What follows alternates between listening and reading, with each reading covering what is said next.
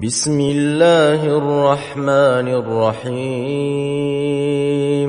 يسبح لله ما في السماوات وما في الأرض له الملك وله الحمد وهو على كل شيء قدير هو الذي خلقكم فمنكم كافر ومنكم مؤمن والله بما تعملون بصير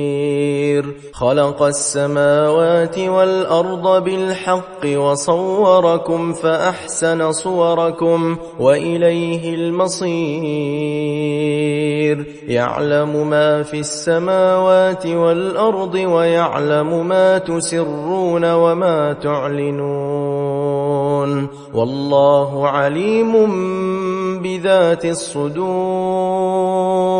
ألم يأتكم نبأ الذين كفروا من قبل فذاقوا وبال أمرهم ولهم عذاب أليم ذلك بأنه كانت تأتيهم رسلهم بالبينات فقالوا أبشر يهدوننا فكفروا وتولوا واستغنى الله والله غني حميد زعم الذين كفروا أن لن يبعثوا قل بلى وربي لتبعثن ثم لتنبؤن بما عملتم وذلك على الله يسير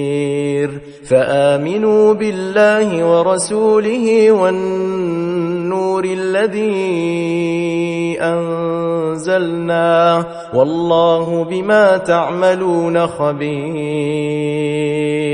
يوم يجمعكم ليوم الجمع ذلك يوم التغابن ومن يؤمن بالله ويعمل صالحا يكفر عنه سيئاته ويدخله جنات تجري من تحتها الأنهار خالدين فيها أبدا ذلك الفوز العظيم والذين كفروا وكذبوا بآياتنا أولئك أصحاب النار خالدين فيها وبئس المصير ما أصاب من مصيبة إلا بإذن الله ومن يؤمن بالله يهد قلبه والله بكل شيء عليم وأطيعوا الله وأطيعوا الرسول فإن توليتم فإنما على رسولنا البلاغ المبين الله لا إله إلا هو وعلى الله فليتوكل المؤمنون يا أيها الذين آمنوا إن من أزواجكم وأولادكم عدوا لكم فاحذروهم وإن تعفوا وتصفحوا وتغفروا فإن الله غفور رحيم إنما أموالكم وأولادكم فتنة والله عنده أجر عظيم فاتقوا الله ما استطعتم واسمعوا وأطيعوا وأنفقوا خيرا لأنفسكم ومن